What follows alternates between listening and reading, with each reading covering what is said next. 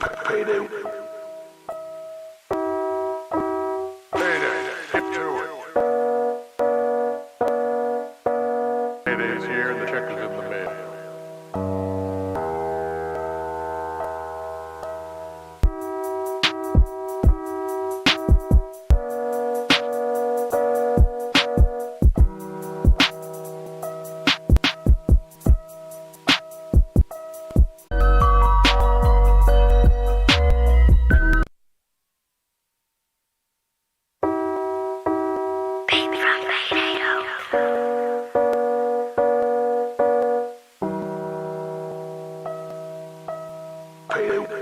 Payday. Get to it. Payday's here and the check is in the mail.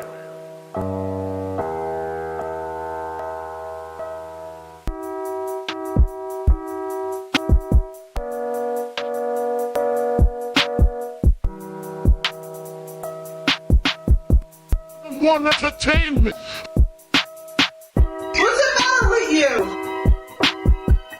Good question. That's a good question, so I'll ask it again. What's the matter with you? I can't call it. At this point. I can't call it. Maybe you can. Here we are, T.W.D. The manual as of right now, until we think of a different name, Right. AKA original gentleman's motto. I like that. It's all right. OGM. I'm young Senor Cove, the empanada aficionado, Okay. accompanied by Pauly Old Skool, who's going to get real angry with some of the statements that I make later. He's a very, he's Dyed in the wool. he's about his 90s rap songs. That's right. And anything otherwise will not be accepted. Absolutely not. If you're over here on the gig channel, the full production is on the Thorough White Dude page. You'll be better off over there. Also, welcome. We finally made it to the status to be able to go live from the TWD page. Right. And they're already choking us. Of course they are. Why wouldn't they? Well, They've they're been trying to hold us down Yeah. for the past 3 years. I don't know why they picked us, but also I understand why they've picked us. Like a KLR 650, dude. Right. We cannot be stopped. Nah. We cannot be ended. Dunk us in the water, we're still good. Yeah. We're functioning with snorkel exhaust, Absolutely. bro. That's what we do Like over those here. old Jeep Grand Cherokees coming off the top next to the passenger side door. That's it. We're working on our next move. Make your next move your best move. Always. You know what I mean? That's what they say. So our next move is we're trying to get Payday on a KLR 650. I feel like there's not really a bike better for you than a KLR 650. You're a man of a certain size, Sure. so we can't start you on your average beginner bikes. We can't put you on a 125 two-stroke. Right. We can't put you on a 254 stroke. Maybe. I'm not trying to be big pun on the Vespa. No, we want you on a man's bike Yeah. that's ready to like carry production equipment with it. You know? Well, what I yeah, mean? so we can go off-roading and I can film while you're doing your thing. Exactly. So we're working on a KLR 650 because I can't think of a better bike for a guy who's just as unkillable as the bike. Tried. I've been working my tail off trying to get you to not show up at my house on Monday nights, and still every Monday night you're here, and I'm forced to keep going. Yeah, I told you that's not how it works. Nice hat. What's that? What team hat you got on today? Capital City Bombers. Sick, dude. Thanks, bro. I like it. I don't know who they are or what they do, but They're, nobody's got a better hat game than Pay Dirt. They're one of the minor league teams that I get to have from every now and again. Yeah. So, where do you want to go? First, if you're new, right? If you're new or you just started following the TWD page via the shorts feeds, we're here. We know that your coworkers are sick of hearing you talk about motorcycles. Enough with the bikes already. You ain't got nobody at work to talk about bikes with. You're driving in the car alone and trying to listen to Sal Volcano and Joe DeRosa argue about Taste buds? argue about push pops or ring pops. It's ring pops. and you're sick of that. So here is a couple of guys talking about motorcycles. Emphasis on the entertainment and humor. Of course. Motorcycles underlying factor. That Taste Buds is my son's favorite podcast. It's not a bad pod. I ain't mad at it. I'll depending on what the argument is. It's one of the I'll few. tune Right. in. It's one of the few that like a lot of the episodes he can give some insight himself. So Yeah. He's He's had Skittles and M&M's, so he can talk about it. Yeah. So tonight's title, The DirtBike Hangover. Right. And we're not talking Zack Galifinakis. No. We are talking. Let me tell you about Saturday's ride before we get into the scientific breakdown of the dirt bike hangover. Okay. Because I don't know about you, dirt bike riders across the land, but I, without a doubt, What's up? I'm just trying to make sure I'm in the right things everywhere that I'm supposed to be. That's all. Right. On a long day of riding, Okay. well, I ride long day Saturday. Sunday, it's a rough day, dude. It's as if I drank a case of Natty. Oh, okay. I see where you're headed. Or 3 sips of a White Claw. I don't know. Remember last time I drank, I had a half of a claw and had a hangover the next day. Well, you stopped drinking a while ago, so you got soft. You gotta. It's just like working out. You got to do it for a while, otherwise your body loses its memory. I gotta hit the JMO hard this summer. Yeah. Bring back the horchata. Yeah. It's been a solid year since I've been drinking. That sounds about right. Yeah. At least. Maybe a little less, a little more, whatever. So, I'm the rook in this equation, so I'm going to ask the rookie questions. When you set out for a day's worth of riding on a Saturday, Yeah. do you have an actual game plan in the morning, or is it just meet at X location and we'll see what happens? I think obviously different people do it different ways. Of course. I'm asking about you since I'm talking to you. Me and the original gentleman riders, the OGRs, usually it goes something like this. About 10, 11 o'clock, there's a text in the group thread that says, y'all coming out today? Okay. And then we say, well, I'm doing this, that, and the third. I'll probably pull the bike out around 1 o'clock, 2 o'clock, something like that. What are we doing? And then a loose plan is formed. Okay. Mark might hit you with the old, I got to ride. I'm riding to the city. If you want to ride with me, I got to shoot out there real quick, right? Okay. Jake will hit you with the old, I'm going over to the storage unit. I'm pulling the KTM out. I got to go touch some dirt. Gotcha. And I usually say, I'm pulling out the muskrat and I'm going to Pine Hill. Is that the fun name for the husky? Yeah, the muskrat. All right. Because the hallowed land of Pine Hill is really where I want to ride all the time. Right. That's your dirt track homeland. Yeah, exactly. And I can get there without getting... I don't have to load the bike up to bring it. Right. You can drive over. And I don't have to ride a unlicensed, untagged bike on the street. Because I was riding the muskrat on the street. Let's not talk about that on the air. The husky... Well, no, listen, I'm telling you. And the boys pulled up on me. They rolled up on me. Now, first, I'm having a little bit of trouble with muskrat. She's acting up a little bit. She needs some TLC. Sure. I'm trying to figure out how to give it to her so that she feels a little bit better about herself. So she can be strong like you need her to be. Exactly. So I'm trying to get her kicked, right? I'm trying to kickstart her at the intersection up here of the main road. 2 officers pass by and don't do nothing. I'm like, they don't care. You know what I mean? They're not worried about me. Right. Little old you and your bike. Officer number 3 pulls up on me. He's a little more interested. Yeah, so before he could say anything, hey, what's up, man? He's like, how about we don't ride it on the roads? I go, okay. And didn't say anything else. All right. I think he was there was a piece of him that was looking for a little bit of confrontation, but I'm not going to give it to you. I'm a 40-year-old suburban white dude. Well, that's what I was going to say. I always feel like when the cops do something like that, they're looking for like an 18 to 20-year-old who's going to give them pushback. They're not looking. They see that you're like a grown-up, an old man. You're just like, all right, go ahead, do your thing. Right. So he goes, how about we don't ride it on the street? I'm like, yeah, sure, okay, no problem. Right. Or, maybe push it down the sidewalk. I'm like, okay. Or, you know what, just stay off the main roads. You got to walk it through the crosswalks. He went from don't ride it at all, and made his way to just stay off of the main roads, which I can't do on my way to Pine Hill. I got to at least ride a little bit of main roads to get there, but I keep it minimal, you know? And then once I touch the hallowed dirt, I'm there. I don't need to go anywhere else. Right. So we'll meet up, like maybe if we're going to Pine Hill, that's the loose plan. Hey, we'll go ride Pine Hill. All right. Am I meeting you in Pine Hill, or are you guys stopping by the house? We're going to meet you at the house. They tell me when they're on the way. I get it started, get my two-stroke warmed up, get my helmet on, and when they pull up, we pull out.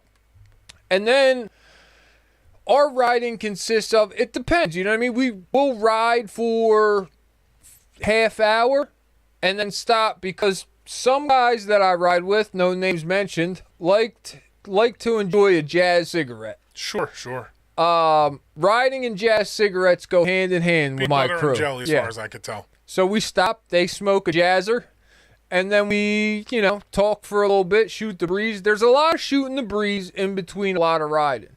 It's just as much a social activity as it is a physical, actual going riding kind of thing. I can see that. Then like in Pine Hill, you always run into somebody.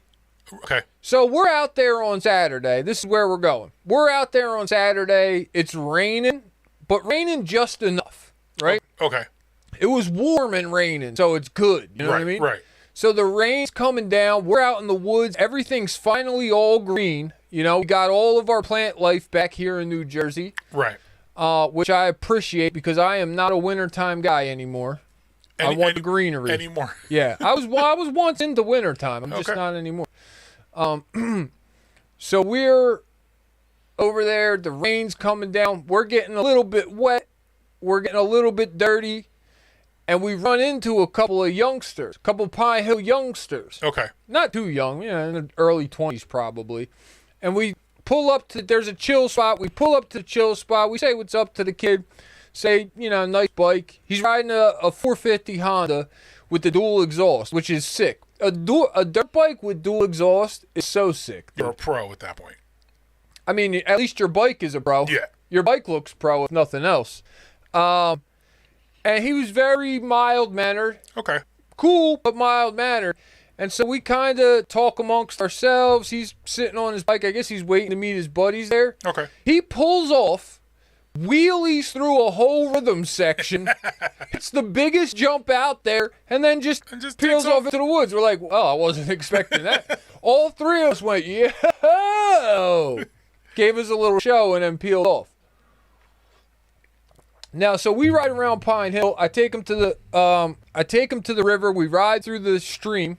Okay. There's a good stream, hard enduro. Ride through it. Make your way up a hill. There's a good hill climb. I take him to the new hill climb I found. And I'm riding with no back fender. So I crashed a few days ago. Okay. I was working on my wheelies. And as I'm working on wheelies, I'm in sand.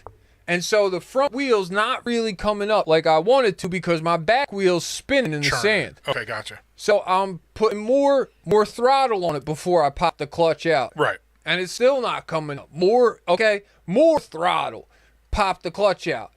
More throttle. And when I give it the most throttle, that happened to be the point where I grabbed some dirt that was solid, and the bike just...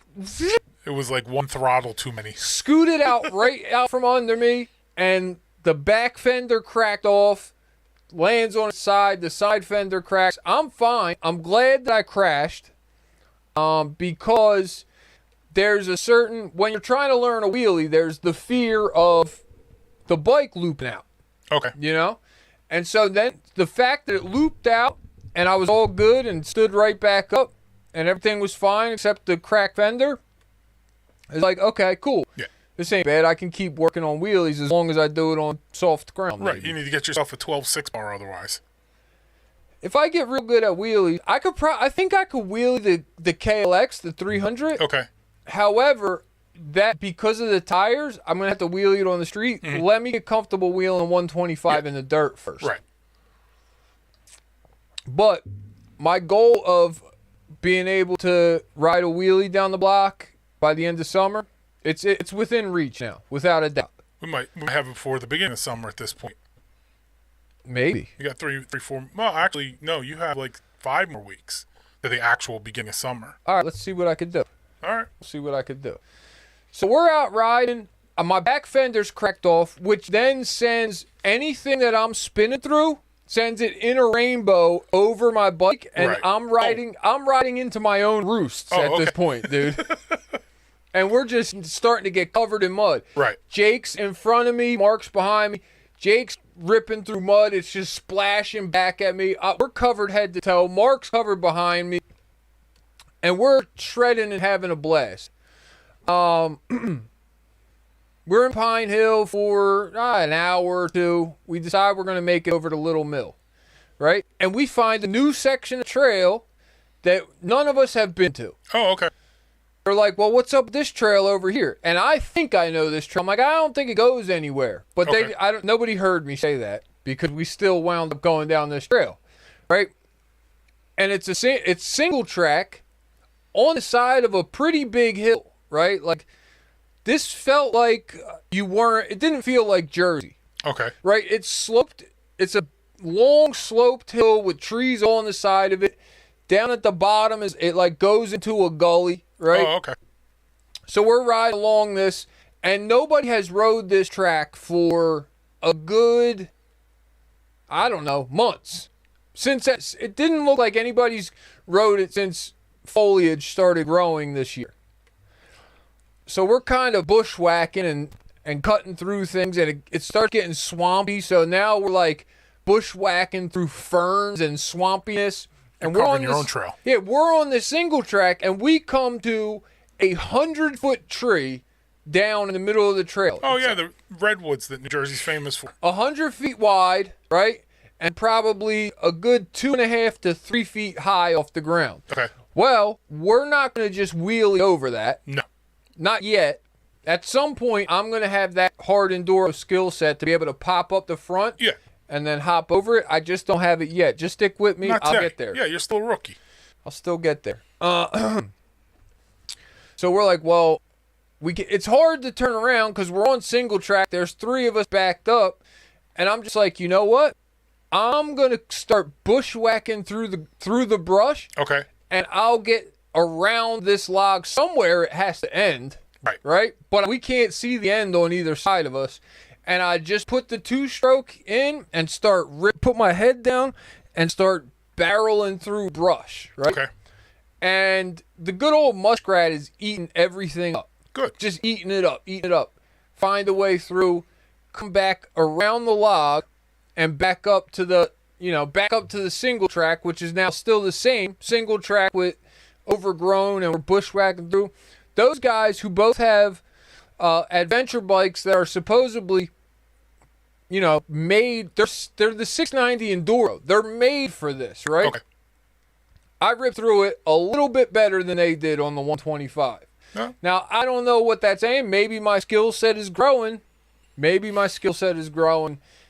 the boys are going to have to, start. Deal with it. That's all they got to do. They got to deal with it. That's it, dude. So they get through behind me. We kind of stop on the trail to gather ourselves, and I look off to the side, and it's still raining. So we feel like we're in one of those YouTube sleep videos where they just show you a picture of the woods and you hear raindrops coming. Yeah. And I kind of look off to the side, and there's a literal, like, a swamp, right, with ferns coming off the shoreline of it. And there's a couple of trees kind of like cockeyed hanging across it. And there's like a mist or like a fog or a steam on top of the water of the swamp. Okay. And we're just kind of a little bit awestruck by it. Like, whoa, this is like, I wasn't expecting this to be back there. You know you're on a movie set. No, it felt like a movie set.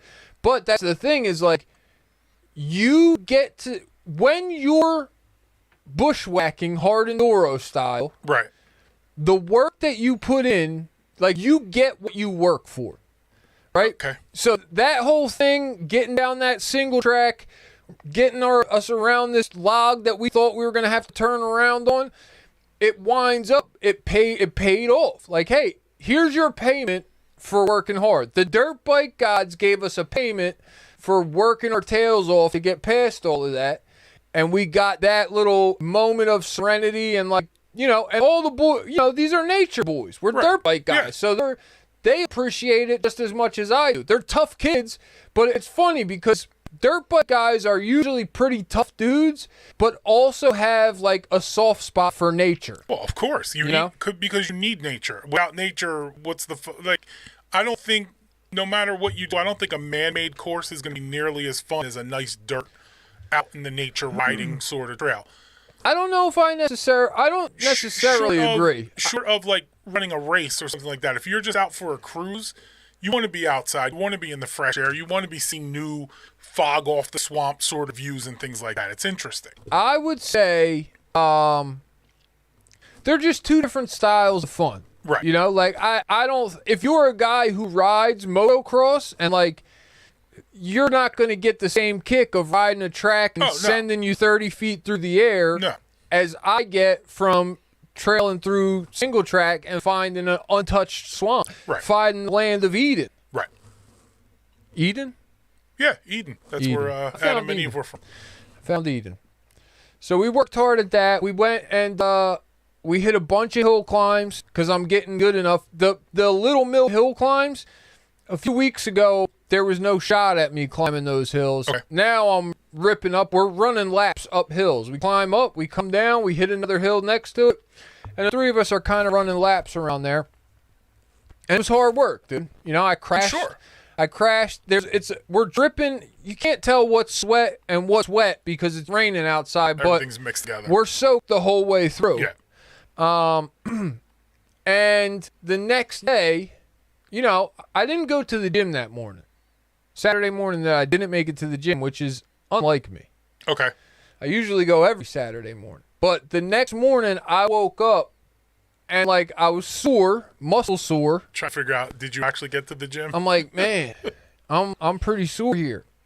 Beyond that, my joints were hurting, right? Like I needed a little WD-40. I probably should start injecting two-stroke oil into my elbows and knees just to keep things... Yeah, that or HGH, one or the other. Well, I'm definitely not against HGH. I am a full... I support PEDs. Yeah, without a doubt. As long as you're not competing somewhere, go right ahead. Yeah, I think it'll help. If I start taking HGH, I may wind up like in the AMA finals this year. Quick. I can't imagine that they test. I don't think they do any testing. It's more about the bike and your capabilities on the bike than it is about actually your pure physical strength. Right. It plays into it, but it's not the key factor. Right. But on top of feeling sore, joints hurting, I had the literal feeling of a hangover where you're just like, I got to get up. Right. My mouth, I'm dehydrated in the morning, right? I'm dehydrated. I got a little bit of a headache. I'm like a little bit kind of lackadaisical. Disoriented. Okay. Right? And I wake up like, I got to get started. I just got to get moving and I'll be all right. I'm trying to stretch my muscles. I had absolutely the equivalent to like a light hangover, right? Okay. Now I'm thinking about this and why does this happen? So I did untold amounts of research. Yeah. And what it comes to is, for me, we discussed the idea that I am full both legs in to a dirt bike addiction. Right.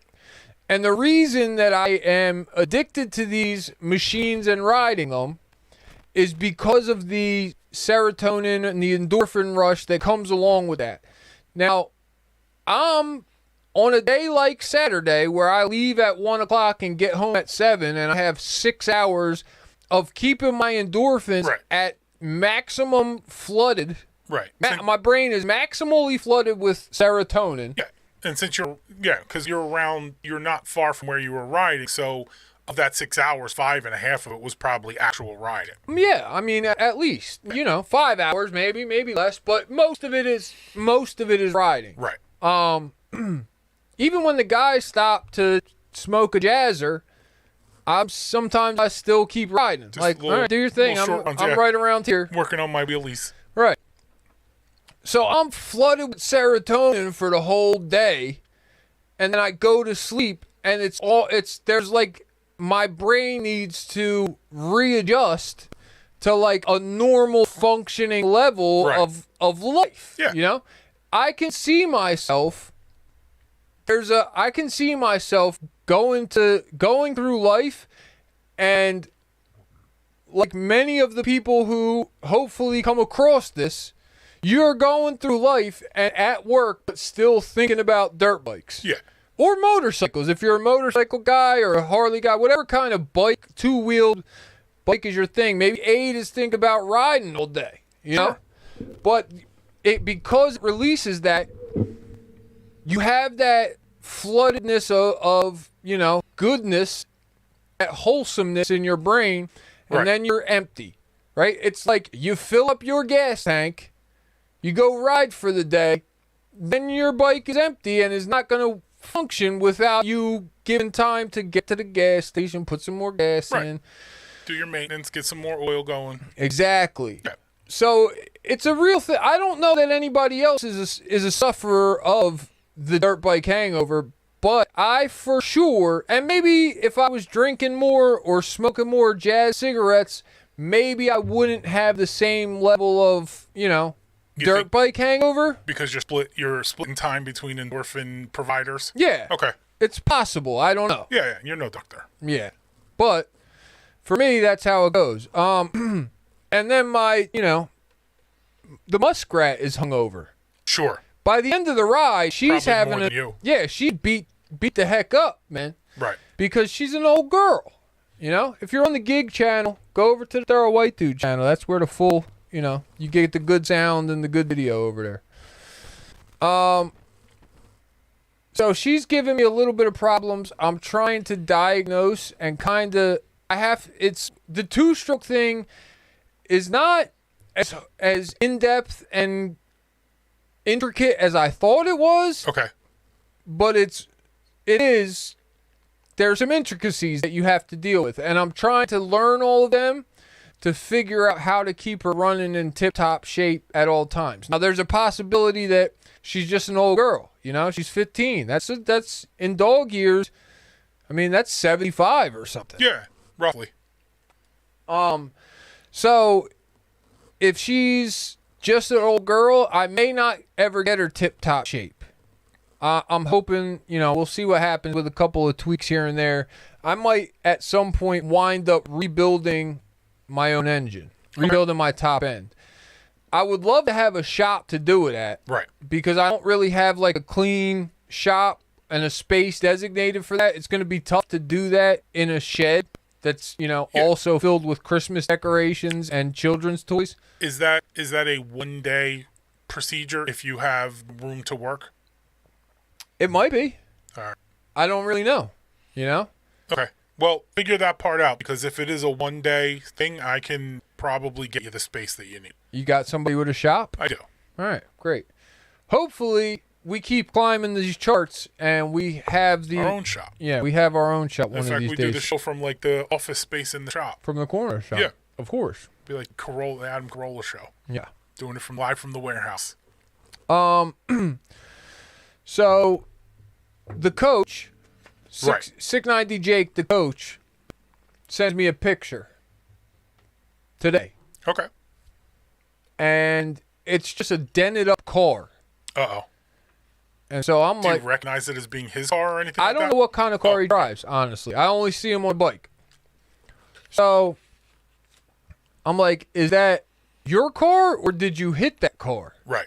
So here's what happens. He takes the KTM out, the 690 out, and he's going to go ride Pine Hill solo. Okay. Because now Mark gave him a pair of boots. Jake was riding in work clothes. He's the best rider out of the three of us. Right. He's the least equipped. He's not well dressed. Right. So Mark got him a pair of boots. I gave him a pair of pants. He's ready to rip, rock, roar, ready to roll, right? So he's like, I'm going out again on Sunday. Taking KTM out. Yeah. I said, look, I'm hanging with the family. It's Mother's Day. We're going on a picnic. Right. I just got my son a bike. I got the 10-month-old, the 8-month-old bike. Let me drink some water. Yeah, please, go ahead. Oof. I'm making little notes here. Here you go. So he's on his way to Pine Hill or Little Mill to go do some riding. And takes the shoulder to kind of lane filter, which is legal in California. I don't know if it's legal in Jersey. Lane splitting is not legal in New Jersey. Well, there you go. And so as he's taking the shoulder, one of these cars at the last minute decides they want to make a right turn. Okay. They make the turn. It was too late, and he ran into the back of them. Shot went flying. Bike goes up on the side of the car, crushes him between the car, dents up the bike, dents up his knee. Okay. And, gives him a pretty good dinging. Sure. Now, I asked, well, how's the bike, and did you go to work today? He was like, yeah, absolutely, dude. I was like, all right, well, you take go ahead and just take a couple days off, make sure your knee's good. He's like, I ain't no. I'm like, okay. Look, I'm not going to tell you what to do, but also, like, you could take 3 days off now. Right. Or 3 months off later if things are not going well with your knee. The motorbike club is like hockey players.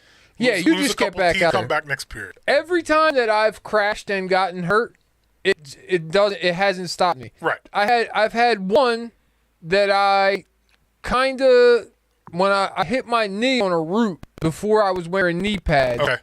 And that one took me about 10 minutes to get back on the bike, but I was definitely thinking to myself, like, I think I might have to call it and go home here. Right. But especially when you're riding with the boys, yeah, you gotta just tough it out, dude.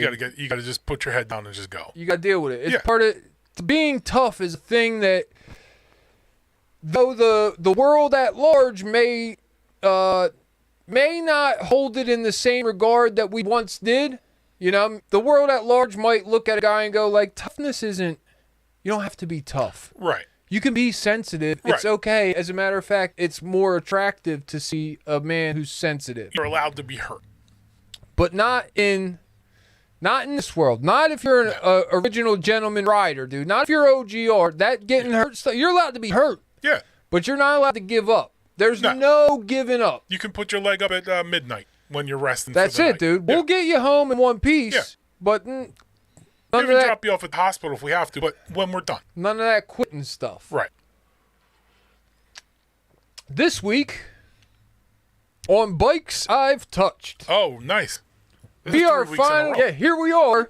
We're doing a segment twice in a row. Now, if I get 3, I have a particular bike in mind for next week.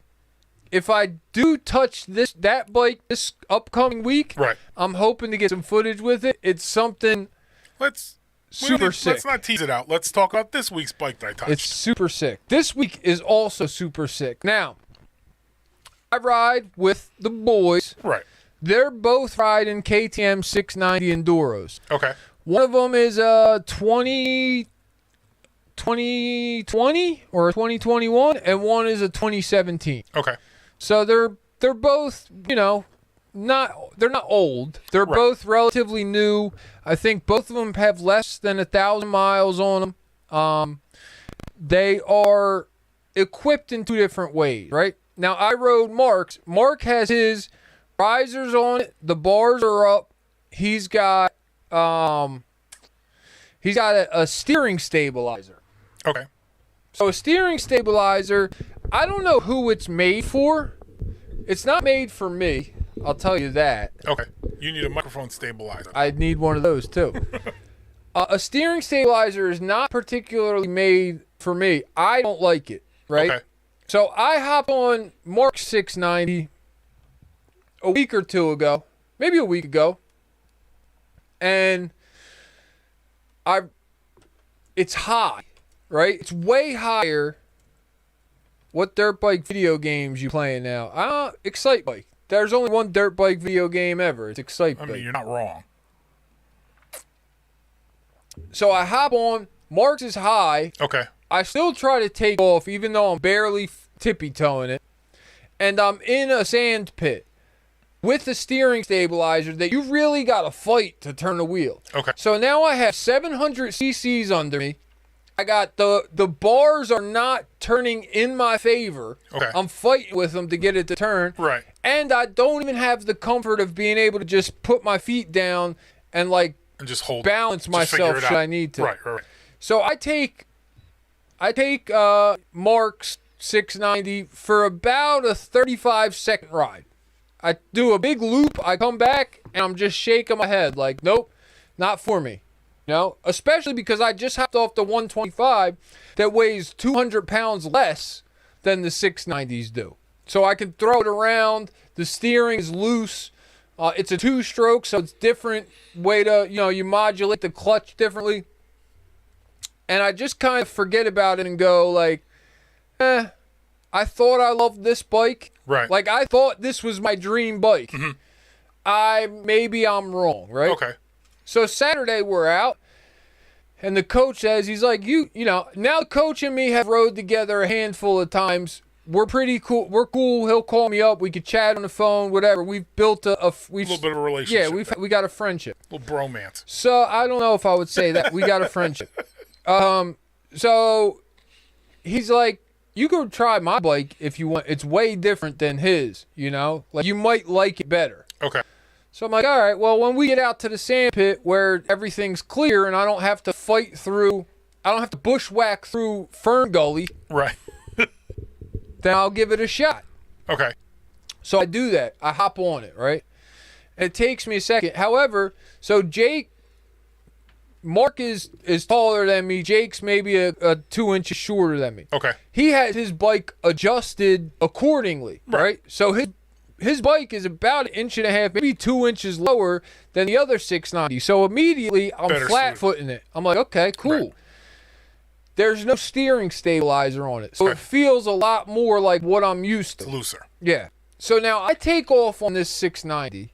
In the same situation, I rode the other 690. I rode Mark's 690 in a sand pit. We're in a sand pit, and I take off.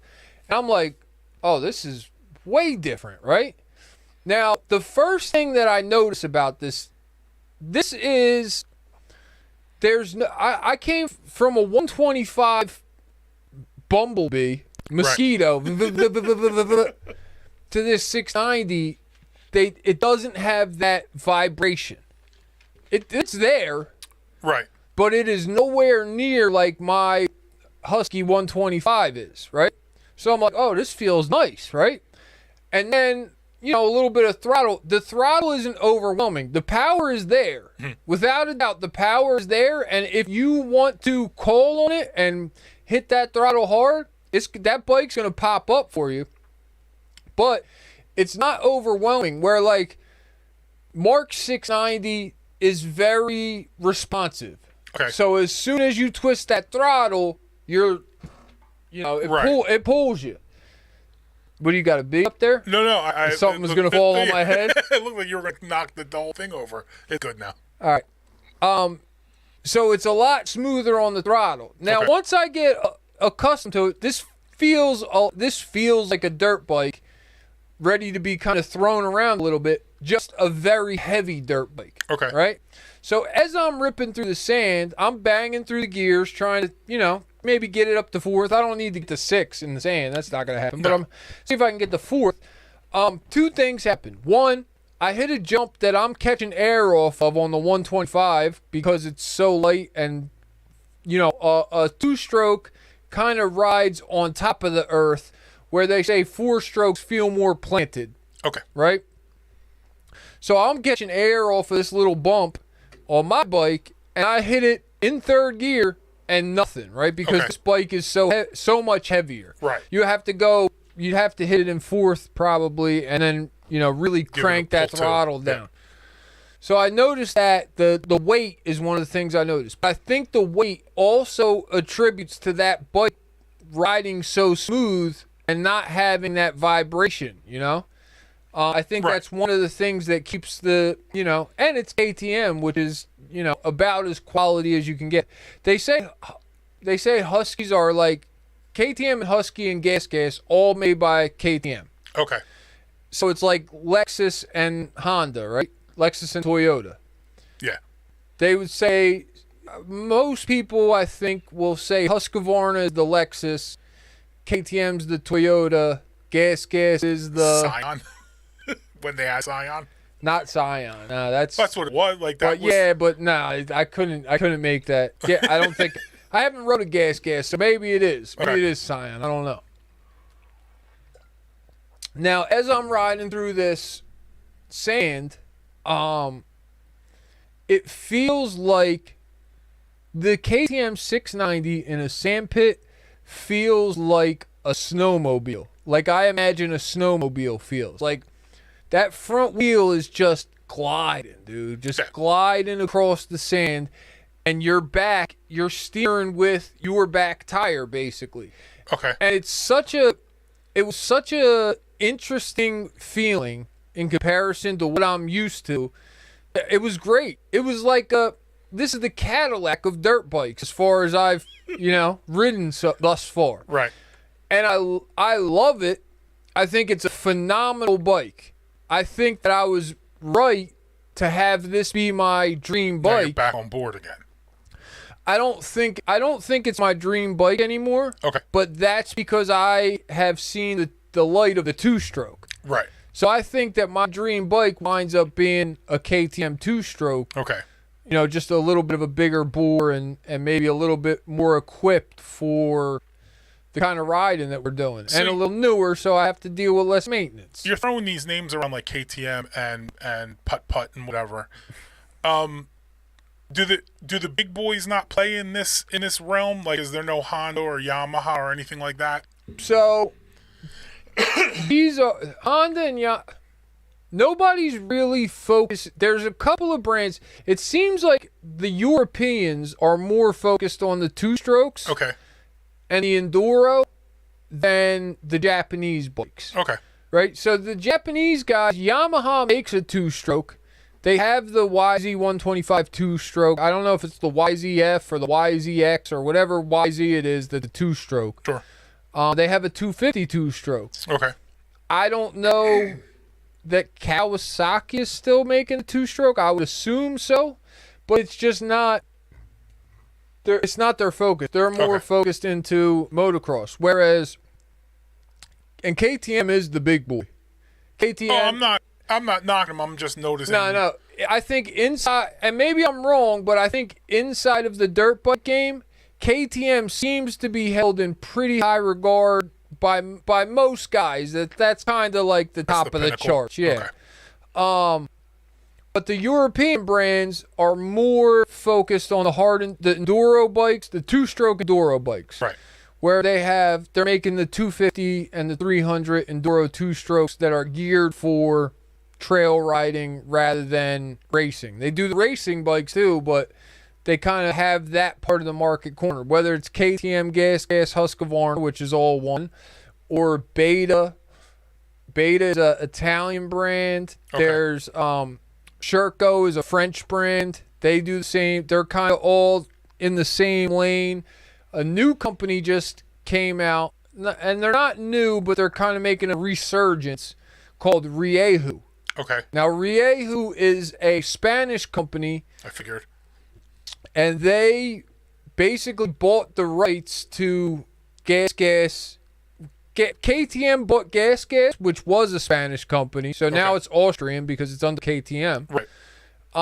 Rieju took all of Gas's like factories and warehouses and parts or whatever and started stamping them with the Rieju brand, and now they're kind of making an emergence. Okay. There's also, if you're really fancy, right, and I don't know anything about them, and I don't know anybody who rides one, I don't know much. I just know that if you're really looking for the creme de la creme, you might go TM, which is another Italian brand that hand makes all their motorcycles like It's basically so we're like at Lamborghini levels at this point. Yeah, TM is basically a boutique dirt bike manufacturer. So I would love to get on a TM. Are they priced they're not accordingly? They're not so much more than the other brands. They're in the same boat, you know. Okay. I think if we're talking 200 250 250 two strokes, 300 two strokes, I think they're all basically priced within $1,000 of each other, give or take. They're all in the 9, 10, 11 grand range. Okay. I would love to get myself on a TM at some point. We'll see if should that ever happen. I don't know, you know. So I say all that to tell you. You say that to say this. That the 690, if you get the 690 is a great bike. It's what I think that I imagined. It's why it's not for me is because it's a lot of bike. Okay. You know, not only does it have almost 700 cc's, a lot of bike power wise, more than I need on the trails, but it's a lot of bike size and weight wise. Okay. Right? So whereas I'm kind of throwing my 125 around, I have the strength to throw that around like it's a big specialized, like it's a motorized Trek. I don't know that I have that kind of skill set to run a 700. I think it's great for a dual sport bike because you have 700 cc's to call on when you're riding street, you know, and it's very stable. It's way more stable than a lot of dual sport bikes that you might ride on the street. So if you want to do 100 on the highway on the KTM 690, you're going to be able to do that, you know? If you want to turn it, the 690 it comes in many a different packages. Yeah. That engine comes in different packages. Like I just saw the 690 Supermoto, the 23 690 Supermoto. They got one up at the dealership in Deptford. Mm-hmm. And that thing is sick, dude. It's got a blue seat and like blue and orange trim. It is so fresh looking. And I'm sure if you're a Supermoto guy who can handle all that, it's a sick bike. Right. But for me right now, it's not for me. Plus, at least as of right now, I'm infatuated with the two-stroke idea. Right. It just feels it's more what I like it, you know? So I want to get, you know, a 200 or a 250 KTM two-stroke. Okay. Or maybe a beta. Sure. Just like the idea of, remember we talked about the BMX bike I have? Yes. How it was like a Japanese brand and nobody's really got those, Jones. Right. That's how I see myself moving forward in the dirt bike world. Well, you got to get a TM. Yes, probably, but I think maybe a Riehu or a Beta would also kind of fill that same niche of like, you see me rolling up on the Beta, dog. Right. You know what I mean? So, you know, 690, solid bike. What else do we got? Well, I sent you a link. You did. I sent you 2 links. Let's talk about this one first. I acknowledge one of them. I don't remember what the other one was. The Wheelie Boys and the MX Boys saga continues. Okay. You know, I sent you this. So we stumbled across a video that's kind of a year old or so. Yeah, I did see this one. It's the Kid Chino from Baltimore. Right. We love Baltimore. Yeah, of course. As a matter of fact, our favorite TWD out of Baltimore just released a new album. So if you're looking for something to listen to, go check out whatever the latest Menace Monroe album's called. I think it's called Free Menace or something like that. Yeah, whatever. Come see me. I love Menace Monroe. He's great in the gym. I think he's a great character. I feel like that's inside of me. I'm that guy. I don't present as that guy. Right. But that's that's in my brain who I feel like I am. In your mind, you operate in the manner that Menace Monroe does. I feel like Menace Monroe. Except he raps. Yeah. I once did. I was good. I heard. I also am, if you guys are looking, I'm executive producing a new album. Oh. Okay. I think it's going to be called something like Going Back to Juvie. Oh, Going Back to, all right. Presented by the Alu Animal, so keep your eye out for it. So Chino, is this kid he's a wheelie boy from Baltimore. Right. And at some point, he catches the attention of Meek Mill. Yes. Meek signs him to Dream Chasers as a dirt bike rider. Right. Which, I mean, kind of odd. You know, like... I mean, there's... Because you're not going to put out an album for Meek to eat off your album. No, but if I'm thumbing through in my mind it. videos and stuff, there's a lot of rap videos that have, people riding bikes in the videos and things like that. So now you got a pro at your disposal on retainer, basically. That you can use him. Yeah. Yeah. Yeah. That's one way to kind of look at it. I just think it's interesting. Yeah. You know, that's you get signed to Dream Chasers record label as a dirt bike rider. I think that's an interesting mutual relationship, because now you got that part, and then the other part is now you're going to be using Meek Mill in your videos, and Meek is going to now be reaching a whole nother audience that he probably didn't necessarily have touch with somewhat. You think Meek Mill, you think the Wheelie Boys aren't listening to Meek Mill? I think all the Wheelie Boys are only listening to Meek Mill, as far as I could tell. I think as far as the comments I saw in that video, the reach is much greater than the Wheelie Boys. This is true. So the video is him getting sponsored and signed to Monster Energy. Right. Huge company in the motorsports industry, right? Yeah. Huge company in general. Mm-hmm. And like the American Red Bull. Most of those comments were, "Oh, real good look, Monster." Right. Sign a guy who doesn't wear a helmet and drives through traffic. Real good. That's a real good role model for the kids. Like, this is about the kid. Not one of those comments that I read made me think to myself, "Oh, you're really looking out for the kids." I appreciate that you're really worried and concerned about kids, because those same guys, right, probably watch the stunt riders like a Brian 636 who's riding wheelies. He's just doing it on a Ninja, so that's okay, because he's not taking a dirt bike and doing it in the street. Yeah, that's probably what it is. It's a very clear line that you guys are mad, right? Yeah. At a different culture than yours. Right, just because they have some similar accoutrement. Just because he's riding a bike and you're riding a bike, you feel like you have some sort of say in how he rides his bike and how he makes his money.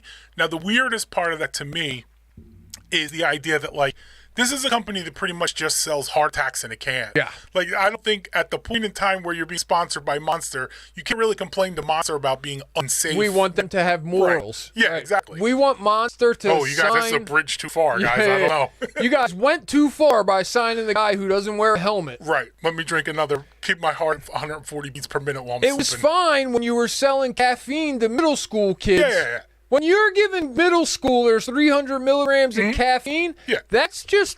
Not a problem. I understand that. It's in Costco now. It's fine. You got to make a buck. Yeah, of course. It's capitalism. You go into the slums of Baltimore and give this kid a chance to get his life on track and support him and his family and others behind him. Easy with those shenanigans. Take it easy. You guys are supposed to have a backbone here. It's so wild, because to me it's so apparent that we're all doing the same thing. Yeah. You just do it in a different... The landscape is different. Exactly. We're just doing it in a different... You play the landscape you're given. Yeah. I love the Wheelie Boys the same as I love the motocross guys. Right. You know what I mean? It's the same as I love the trail guys. It's all, to me, it's all about being on a bike and riding. Yeah. It doesn't matter what you're riding. No. If you're riding street on a sport bike, that's great. If you're a Ducati guy who drives your cafe racer to the library to, get on the internet and read Reddit, fine. That's fine too. Wherever you get your door. You're riding. I might not like you. Right. I might not like a hipster reading Reddit and riding a Ducati cafe racer. I'm not going to try to stop you, though. But I automatically, I don't like you, but I automatically like you. Because we have this thing we could talk about. And I don't feel like it's necessary for me to gatekeep either, right? When you have that bike, there's only one way to ride that bike, and that's that.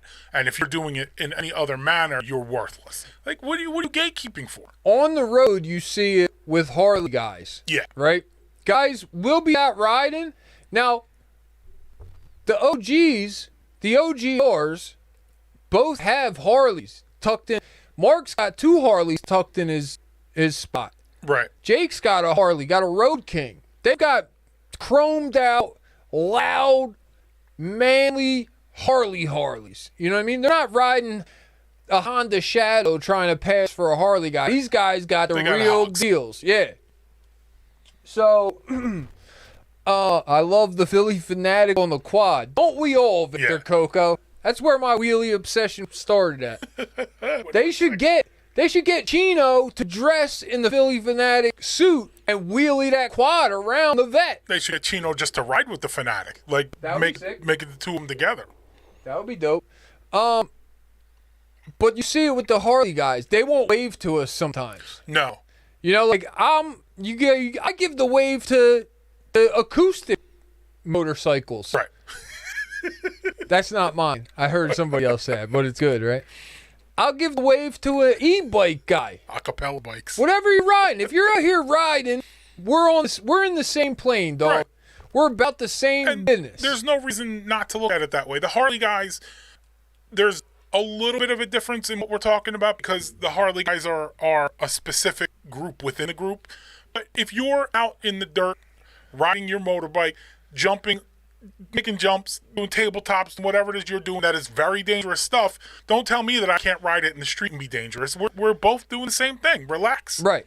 So the Harley guys, not all of them, but there's every once in a while you pass one who just completely ignores you. Now, snobby gangsters. I suspect that those Harley guys who don't wave are not actually really very good riders and they're scared to take their hand off of the throttle or the clutch. You know what I mean? Like, they don't want to wave, not because they don't want to wave. I am going to assume it's not because you don't want to wave. It's because you're a trash rider and you're nervous taking your hands off the bar. They could give you the chin nod then, at least at that point. A little something. Right.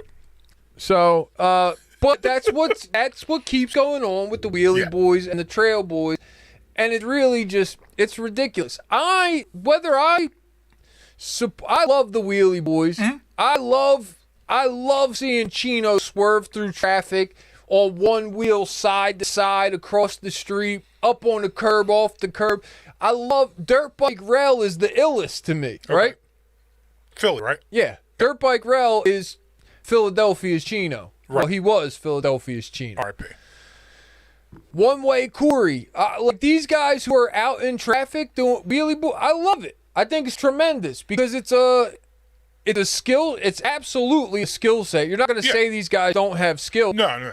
And I'm sure that most of them put them on the dirt, and they're not going to be the greatest dirt riders, but they're going to be just fine. Right? They're going to be able to their way through it. Yeah. They're going to function just fine. Yeah. That was the other comment that kept popping up.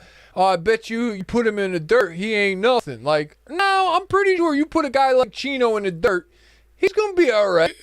He's got enough skill and control over the bike one way or the other that the terrain's not going to make a difference. He might not be as, stylish with his tricks at that point, but he's going to be able to ride the bike. I'd like to take the dude who said it. Right. Let's see his video. put him and send him and Chino out in the dirt together and see what happens. We know what's going to happen. Right. You know what I'm saying? There's at least a 20% chance that guy's never even ridden a bike while he's making that comment. That could be very true. But even if I think what he's doing is dangerous and dumb, and I think it's a bad role model to be setting for kids, I still have to say, I still have to look at him and go, yo, look at this guy, dude. Right. He came from East Baltimore. The whole world counted him out. You guys from his neighborhood don't go too many places besides jail or the graveyard. You know what I mean? There's guys who make it out. Maybe you make it to school. Maybe you're whatever. Maybe some of you play sports. Maybe you do this. There's ways to get out of East Baltimore.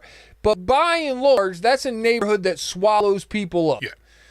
This kid came out of East Baltimore and made himself a solid career riding dirt bikes. He found himself a skill set that no one else in the area had, so he could stand out. That's what he did. Good for him. Doing what he loves. He's getting to travel the world doing it. He's getting paid for it. By Monster. Handsomely. Yeah. He's getting paid by Monster. He's friends with, one of the biggest rappers of the 2000s. Right. So, like, how can you look at it and be anything but like, man, good for you, dude. Good for you. I don't. Well done. You can even be in the window of round of I don't applause. particularly care for what you're doing, but God bless you, keep doing it. You know what I mean? Like you can, like you said, you can be both. You can be, I would not want to do this myself. I would not want my son to do this, but also good for you for figuring out that this is something you could do. It's a way to get paid. Yeah. Yeah. So it's just that drama will continue to continue. Yeah. Because there's so many different components to it. But yeah, anytime that you have factions, you're going to have, gatekeeping and disagreements. And that's not how we did it in my day sort of conversations. But what we're here for, here at TWD, the one thing, if we're here for nothing else, we're here to keep you entertained at work. Right. So that you don't, so your coworkers don't have to, alone. They don't want to hear about what bike you're dreaming of. We're here for them because of you. But you're welcome to drop in the comments what bike you're dreaming of. We'd like to hear it. We'll chat about it. See if we can get on it. That could be the bike we touch this week. Yeah, we'd like to invite you to come ride with us should you have a bike and be in the New Jersey area. In the vicinity. Or if you have a KLR 650 that you want to donate, let's get payday on one. Yeah. But we are here to unite. Yes. My hope is to unite dirt bike riders across the land. Right. I hope that 6 months, a year from now, you come here to listen to a Gino interview, and the next week we got Jeremy McGrath on talking to us, and the week after that it's Graham Jarvis and Billy Bolt. I'm gonna need more cameras. Yeah. You know what I'm saying? Oh, if you love the bikes, that's what we're then about. Love the bikes. Yeah, love the bikes, and the other guys who love the bikes, you got a free friend to start, chatting bikes with. Right. So don't go out there with the hatred. You don't know what that signal means, do you? I do. Still don't yet. I do. You got to give it to me so I can do the thing. I don't know what thing you want to do, but okay. Don't. In closing, first of all, RiffRaff, this is the thing that I thought I'd never say. Now I got to start over. RiffRaff came out with a song that's a banger. No, keep playing the beat. I'm not going to give you a chance to diss the song because it's not about the messenger sometimes. It's about the message. And that's a heartfelt message coming from his soul to mine. I felt it when I he ain't said giving it. up my truck. He's not under any circumstances. And I know that Payday hates every second of that song. I didn't hate it. I got nervous, but then I went to the website and saw what the next song he released after that was, and I was fine. He's back on his RiffRaff after that.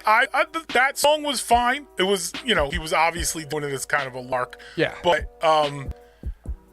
it didn't deviate too much. I was just nervous. He was trying to pick up Kid Rock's slack. Trying to go, hey, maybe he still will. I don't know. Right, but as for right now, the next song he released after that, Arab Styles or something like that, is back on his regular. Well, if you came through, we appreciate it. If you're watching it later, all the things that YouTubers ask you to do, we'd appreciate if you did them. We're going to keep putting up dirt bike videos. We're going to keep putting up dirt bike oriented podcasts. Hopefully we get it straightened out. You can go listen to us audio only if you want to, but I will tell you one thing for sure and two things for certain. When it's Monday night at 8:30, we're here. And the second thing for certain is I'll keep riding. Right. God bless the bikes. Cut me out now. Then it'll really confuse them, and then I'll keep talking, and then